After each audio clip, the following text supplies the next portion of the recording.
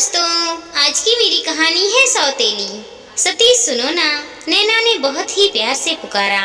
सुन रहा हूँ नैना, कान खुले हुए हैं मेरे। जो भी कहना हो फटाफट बोलो, ज्यादा समय नहीं है मेरे पास। सतीश झल्लाकर बोला, तुम तो यार बिल्कुल मशीन हो गए हो। मशीन भी जरा सा आराम करती है, लेकिन तुम तो खैर छोड़ो। सतीश, क्यों ना हम बाबूजी को अपने घर ले आए, अपने पास रखे।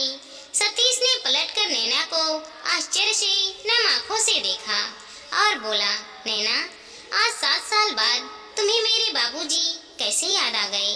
मुझे उनसे दूर करने के लिए क्या क्या जतन नहीं किया तुमने। अंत में बाबूजी ने खुद ही हम लोगों से अपने आप को दूर कर लिया और वृद्धा आश्रम चले गए, क्योंकि बाबूजी अपने इकलौते बेटे के सुखी घर संसार में आग लगाना नहीं चाहते थे। मुझे पता है उनके लिए हम सबको छोड़कर जाना और हमसे अलग रहना आसान नहीं था, लेकिन सतीश, प्लीज छोड़ो पिछली बातों को। क्यों गड़े मुर्दे उखाड़ रही हो? मैं सच में बाबूजी को अपने साथ अपने घर में रखना चाहती हूँ। कहीं इसमें भी तो तुम्हारा अपना कोई स्वार्थ नहीं है? क्योंकि मुझे अच्छी तरह से पता है कि तुम बहुत स्वार्थी हो।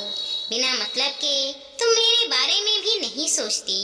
सतीश नैना की आंखों में झांकते हुए बोला, क्यों सतीश, मुझे नहीं पता था कि तुम मेरे बारे में इतना गलत सोचते हो। आज बात मेरे अपने बेटे की है। उसने जिद लगा रखी है कि जब तक दादाजी घर वापस नहीं आएंगे वो खाना नहीं खाएगा। तुम्हें क्या लगता है हम दोनों के कहने से बाबूजी वापस आ जाएंगे? मेरे बाबूजी बहुत स्वाभिमानी हैं, मर जाएंगे लेकिन यहाँ नहीं आएंगे। नैना सोच में पड़ गई और अपनी पिछली गलतियाँ याद करने लगी। सतीश अपने माता पिता की इकलौती संतान थे। माँ बचपन में ही गुजर गई तो बाबूजी ने ही सतीश को दोनों का प्यार दिया। सब कहते रहे कि अभी उम्र ही क्या है, दूसरी शादी कर लो, लेकिन बाबूजी नहीं माने। पता नहीं सौतेली माँ मेरे बच्चे के साथ कैसा व्यवहार करे। दोनों पिता पुत्र अकेले ही काफी हैं एक दूसरे के लिए। महेश जी ने अपने बेटे की शिक्षा दीक्षा में कोई कमी नहीं छोड़ी और बहुत अच्छे संस्कार के साथ बड़ा किया। पढ़ लिख कर सतीश अच्छे ओहदे पर नौकरी करने लगा और वहीं उसे नैना से प्यार हो गया। महेश जी बेटे की खुशी में खुश थे, इसीलिए साहस मान गए और नैना घर में बहू बनकर आ गई। नैना बहुत ही आजाद ख्यालों की थी। उसे महेश जी फूटी आंखें नहीं सुहाते। वो पिता पुत्र को दूर करने के लाख जतन करती, लेकिन हार जाती। ये सब महेश जी और सतीश की आंखों से छुपा नहीं था।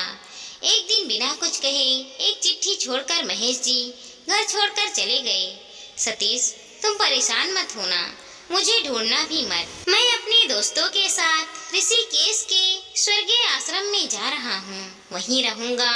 मेरे जीवन यापन के लिए मेरी पेंशन बहुत होगी। तुम्हारा जब मन करे मेरे पास आ सकते हो। बस तुम अपने परिवार के साथ खुश रहो। मेरा आशीर्वाद हमेशा तुम्हारे साथ है।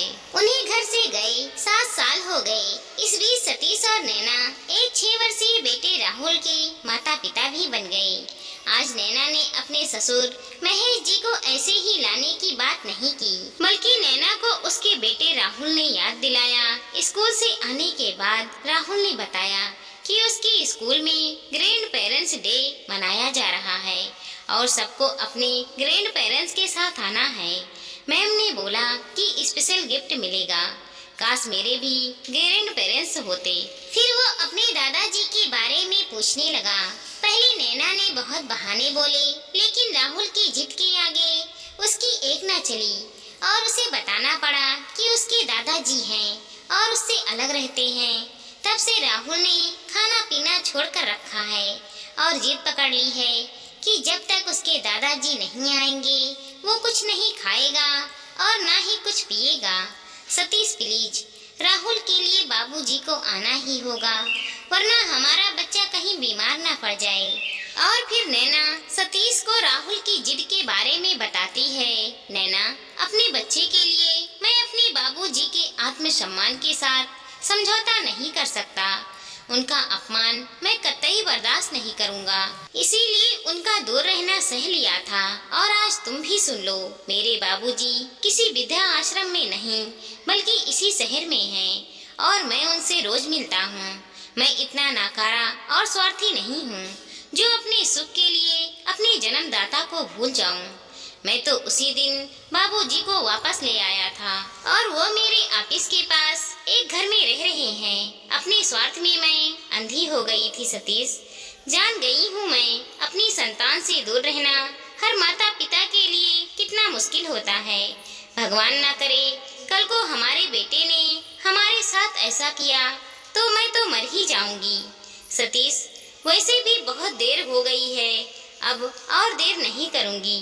मैं अपने बाबूजी को सम्मान पूर्वक इस घर में वापस लेकर आऊंगी। अपनी गलतियों के लिए माफी भी मांगूंगी। उसकी कोई जरूरत नहीं है बहू। अपने बेटे और पोते के लिए तुम्हारी हर गलती मैं बहुत पहले ही माफ कर चुका हूँ।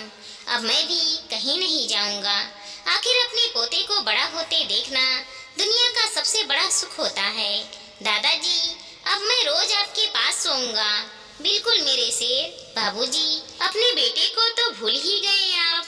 अपने बेटे को कैसे भूल सकता हूँ जिसने कभी अपने फर्ज से मुंह नहीं मोड़ा और अपने बाबूजी को बच्चे की तरह संभाल रखा। ईश्वर हर माता पिता को ऐसी संतान दे। दादाजी, मैं भी अपने मम्मी पापा से बहुत प्यार करूँगा और हमेशा उनकी देखभाल करूँगा। देखो सतीश, आज हम दोनों के संस्कार की जीत हुई। बच्चे जो देखते हैं वही सीखते हैं।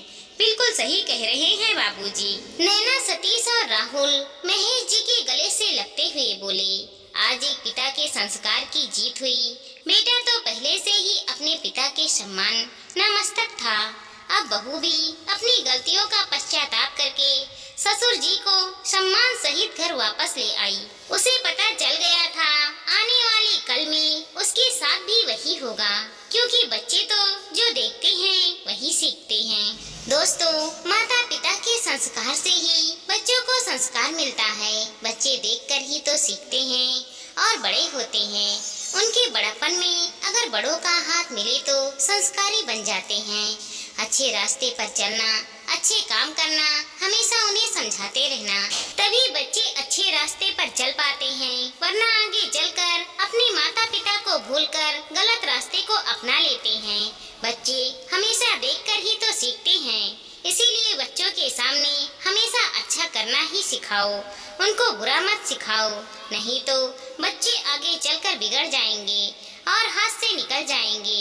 बच्चों के सामने अच्छे संस्कार, अच्छी भाषा का प्रयोग करें, क्योंकि माता पिता के सीख से ही बच्चे अच्छी भाषा और अच्छे संस्कार पाते हैं। वरना बहुत सारे माता पिता ऐसे हैं जो अपने बच्चों के सामने कुछ भी अनाप शनाप बकते हैं और बच्चे वहीं से सीख जाते हैं। दोस्तों, हमारी छोटी सी कहानी को लाइक करें, शेयर करें और चैनल पर नए हैं तो सब्सक्राइब करें। साथ ही साथ मिलते हैं अगले वीडियो के साथ। तब तक के लिए धन्यवाद दोस्तों।